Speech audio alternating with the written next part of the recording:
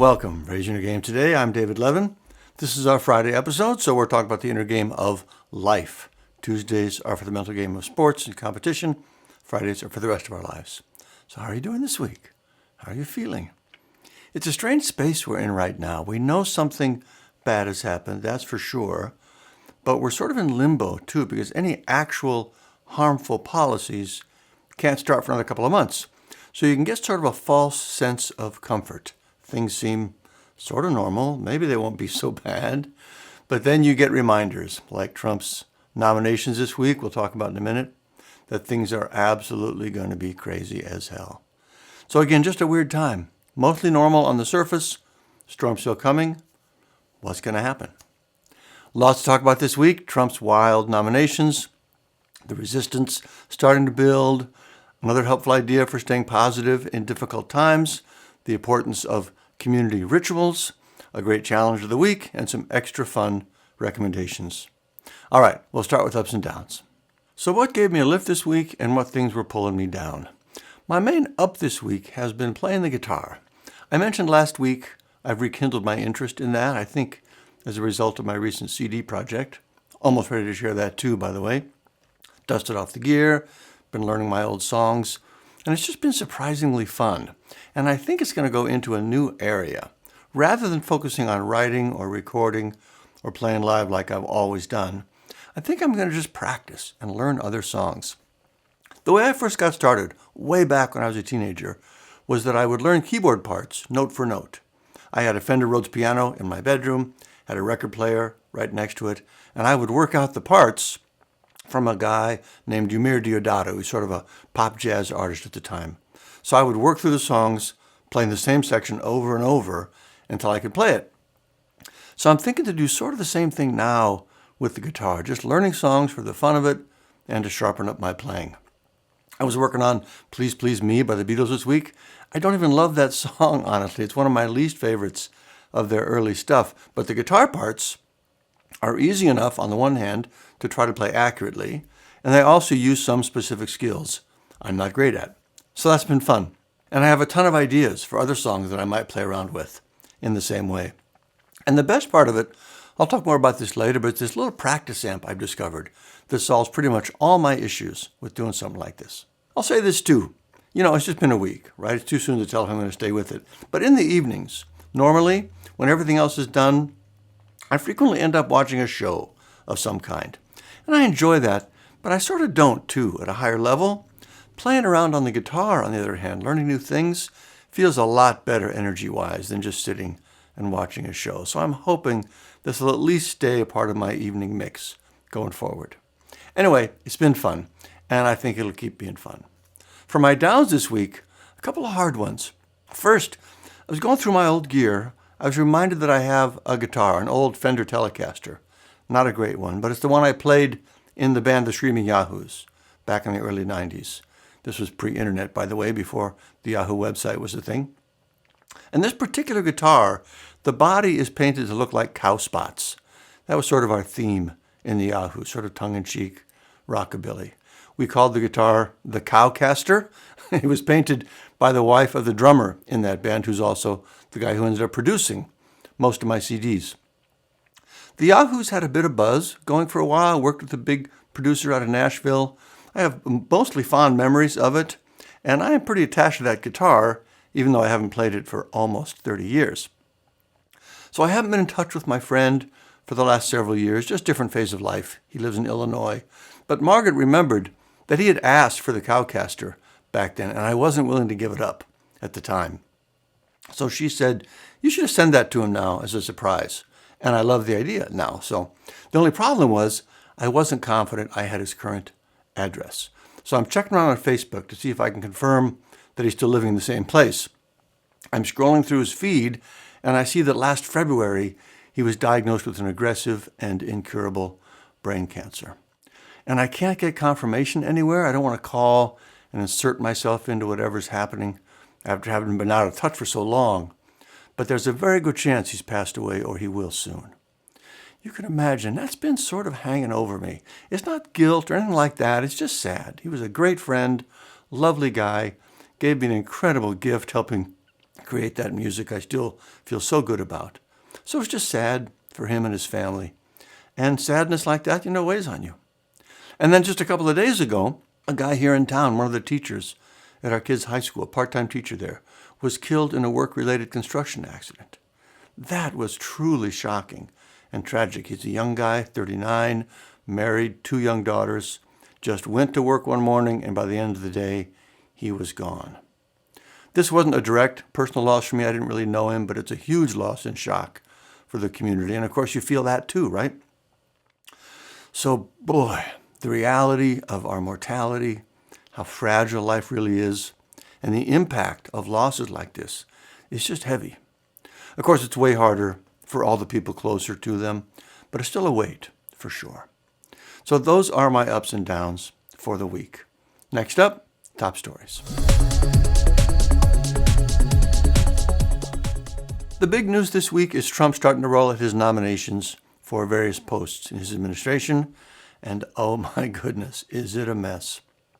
For Secretary of Defense, and just think for a minute how serious this position is. The head of our entire military, the most powerful force in the world. This person needs to be incredibly thoughtful and responsible and knowledgeable about how things work in the military and in the world. So Trump's pick for this position is a Fox News personality. Not kidding. Someone he likes from television. This guy doesn't believe in the modern military culture, which, by the way, has been created by serious and thoughtful leaders over decades. But he has said the dumbest statement ever in the military is, "Our diversity is our strength." That's a dumb statement? He doesn't believe that? He also wants to stop women from being allowed to serve in combat. They've been doing fine with that for years, right? But he disagrees with the experts that it's a good idea. And by the way, as a soldier, combat duty brings a lot of benefits: pay, promotion, benefits. Keeping people out of combat greatly limits their benefits in serving. But he thinks he knows better. And by the way, it's just come out that he has some sexual assault allegations against him. No surprise. That's Trump's pick for Defense Secretary. It gets worse. Tulsi Gabbard, lifelong Democrat, never Trumper, then turned 180 degrees, now full-on Trump supporter, switched to the Republican Party, just not a serious person, a grandstander, typical MAGA political hack. She is nominated for Director of National Intelligence. Director of National Intelligence, the most serious, classified, dangerous information critical to our national security. He wants her in that position. It gets worse. Matt Gaetz, the most ridiculous, unserious person ever. Just a clown, a nasty, mean joke of a person, hated by basically everyone on both sides of the aisle, under investigation for having sex with a minor. Trump wants him to be Attorney General. Attorney General, the head of our entire legal system. This one honestly can't be serious. There has to be something else going on. Like maybe the person he really wants is only mostly crazy and he's throwing Gaetz out there first so the next person seems reasonable. I don't know. But even if it's not for real, think of what it says about Trump's intentions for the Justice Department. We are a rule of law country. To a great extent, it's what keeps us united and peaceful. And the Justice Department is what makes that work. One of my favorite things about the legal podcasts I follow is to hear how fair-minded and thoughtful and reasonable and rational and serious Justice Department lawyers are about what they do and their responsibility for our country. Trump wants to burn the whole thing down and make it a tool of the president. The only reason you want to take down the rule of law is if you want to be above the law. We know that's what he wants. He is eager to literally burn down our entire system for his own personal benefit. And again, not really a surprise. He's been saying this and demonstrating it pretty much every day, but still pretty shocking to see what that actually looks like. A total incompetent, bomb-throwing lackey for Attorney General. Hopefully the Senate will keep the worst of this from happening, but they might not. They're Republicans too. And this is just a taste of what's to come, starting on January 20th. Will he pardon the January 6th rioters? Will he deport millions of immigrants? Will he pass a national abortion ban? Will he abandon Ukraine and NATO? Will he raise tariffs and spike inflation? Will he extend tax cuts for the rich and spike the deficit?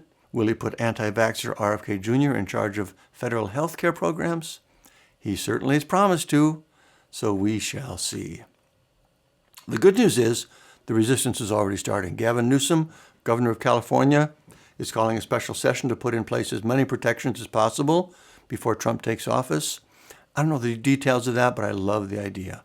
We absolutely should not sit back and take any of this. Trump won by a very small margin, less than 1.5%. Most people do not support his policies. We have every right to stand up and fight against every one of his terrible ideas. So we shall see, but rough roads ahead either way. All right, next up, Inner Game Gold.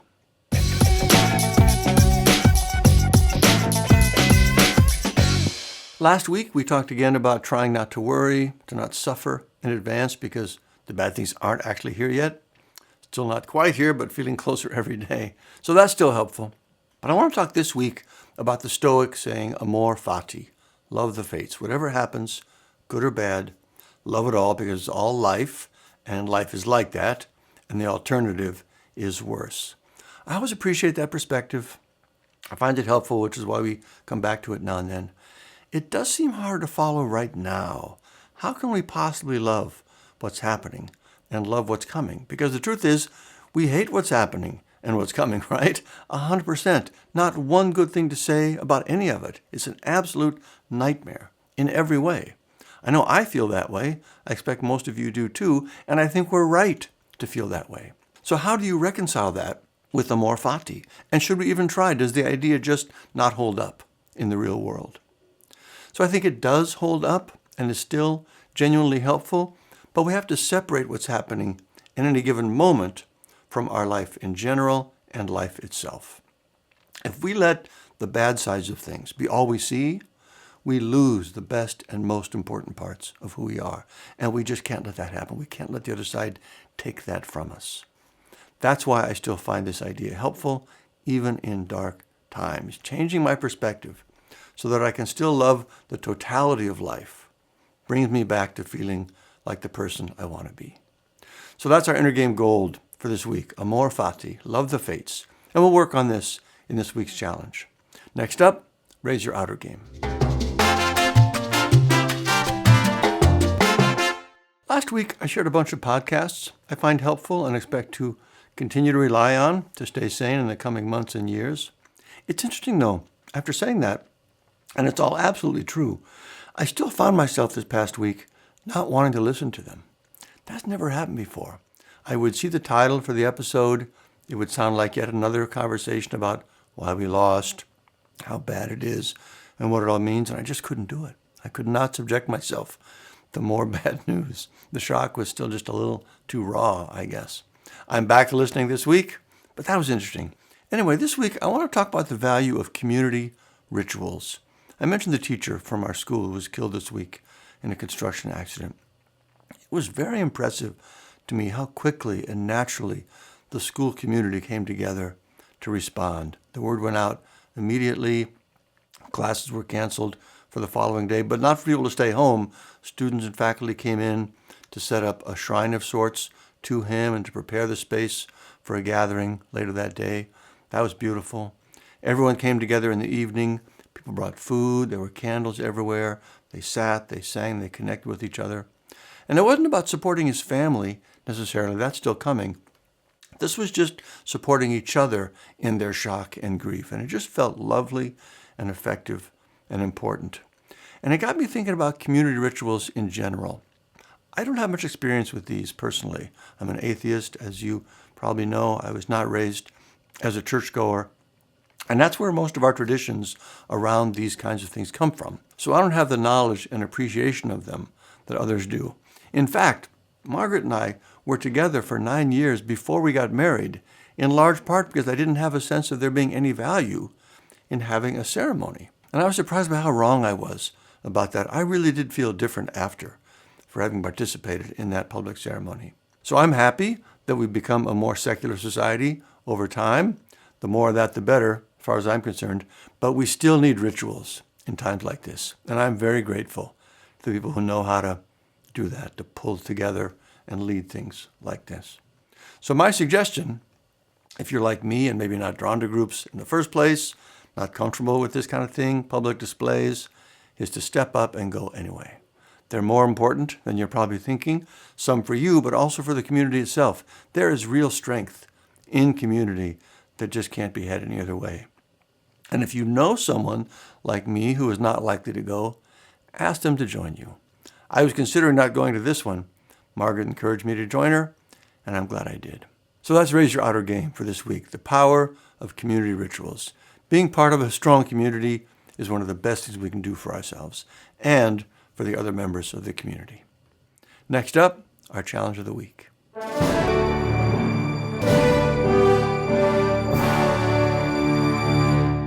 This week, let's do some work on amor fati. So sit down for a few minutes and you'll be writing down your thoughts.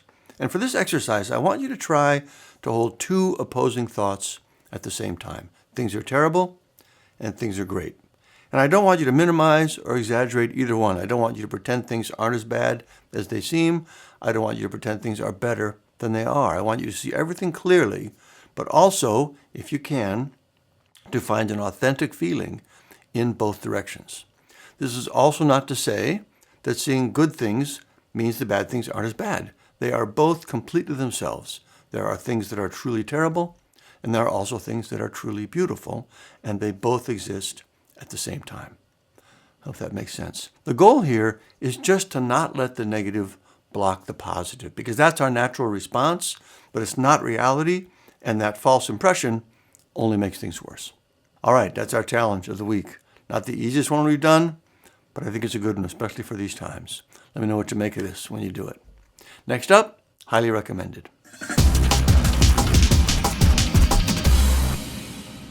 A few things this week. First, I finished the book, The Director. Didn't get any more positive on it. 3 out of 5 stars. Not really recommended. I did finally start The Penguin on HBO Max. My son finished it this last week and was still raving about it. First episode, pretty great. It is dark and violent. It's not for everyone, for sure. But first impression is very good. Looking forward to continuing with that. Watched a movie this week, Inside Llewyn Davis from the Coen brothers. It was listed as a dark comedy, but Margaret and I were not sure where the comedy part was. It was pretty serious. Beautifully done. Interesting. It's set in the 60s folk music scene in New York City, just before Bob Dylan came on the scene. Justin Timberlake has a role in it, sort of a funny character. I actually really hate this kind of folk music. Something about it has always just rubbed me the wrong way, almost gives me the creeps. Not sure why. I think they skewer it pretty well, though I'm not sure they're trying to do that. They're not actually trying to make fun of it. If you ever saw the mockumentary, A Mighty Wind, that was making fun of it. I loved that. I think this is just more of a clear-eyed look at what the scene was actually like. It's tough to say if I recommend it, though, even though I thought it was great. It's one of those movies where you're just not sure other people will like it. Another movie I'll recommend this week, I didn't just see, I'm just remembering how much I loved it, and that is Buckaroo Banzai from the 80s. The full title is The Adventures of Buckaroo Banzai Across the Eighth Dimension. This is actually a funny story. Margaret and I were at Friends for dinner the other night. Somehow this came up. We were talking about how, as parents, when we remember something, a book or a movie that we think our kids will love, and then they just really don't, right? And sometimes it's because it's also not as good as we remember. So this movie, Buckaroo Banzai, I've gotten myself into trouble with before because I just love it. I recommend it to everyone, and almost no one gets it. And that includes our family, our children. No thank you. Margaret has never made it through it without falling asleep. But I still just think it's fantastic. It's based on a comic book character, Buckaroo Banzai. He is a brain surgeon and a nuclear physicist and a rock star all at the same time. That's a funny combination right there. Peter Weller plays Buckaroo. Jeff Goldblum is in there. He's funny. Christopher Lloyd is great. John Lithgow is the funniest I've ever seen him. It's also pure 80s. Everything about it. The clothes, the music. I just love it. And here's an extra fun part of this. There's a famous line you may have heard that says, Wherever you go, there you are. So at dinner, I say, I'm pretty sure that line came from that movie. But then I thought, well, wait, it seems unlikely that a line that is so well known would come from a movie that no one's heard of, right? No one's seen. So we checked, and Margaret saw that it was the title. I'd forgotten this. It was the title of a big book, a best-selling book by Jon Kabat-Zinn, who's huge in the mindfulness community. So we thought, well, which came first, the book title or the movie? And then I remembered. And this is an absolutely true story. I was at a mindfulness conference in New York City like 10 years ago, and Jon Kabat-Zinn was a speaker because he's huge in that world. And I met him after he spoke, and I asked him, did that title come from Buckaroo Banzai? And he said, of course it did. So that is how a line from a movie no one saw came to be a well-known part of our culture. Oh, that whole scene at dinner made me very happy. So anyway, if you want to take a chance on a campy 80s sci-fi comedy, I highly recommend The Adventures of Buckaroo Banzai Across the Eighth Dimension. The last recommendation is a piece of music gear. I feel like I might have mentioned this before, but I'm really getting how great this is now. It's not for everyone. If you don't play electric guitar, it's a little practice amp for an electric guitar, but this thing is just a killer. So the big problem for me with wanting to practice guitar at home is I like to do it in private. I don't like people listening. I don't want to bother them with it. Also, with electric, it's hard to get a good sound that's not loud. It's also sort of a mess to have the gear in the main living area, even a small amp. There's just a lot of barriers to me feeling comfortable practicing, in the living space with the rest of the people around. So this little device, it's about the size of a garage door opener. It's very small, and it plugs directly into the guitar. It's like you're connecting it to the guitar itself. There's nothing more beyond that. And you plug headphones into it. It has amp sounds in it, effects built in. It sounds pretty great. But here's the killer feature. It also connects via Bluetooth to your device, your phone, your iPad, your computer. So you can play along in your headphones with songs you're learning, with videos of lessons. Last weekend, I was just noodling around while I watched the Vikings game on my iPad. This is just the greatest thing ever for me. It costs $100. Did I mention what the name of it was?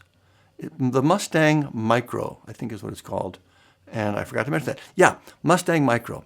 It costs $100. They have an updated version I just ordered with more features, it's $130. So it's not nothing for sure, but it's a lot less than the other options. It would probably make a great gift for any guitar players on your list. Anyway, I'm super excited about it, and that is highly recommended for this week. All right, and that's the whole show for this week.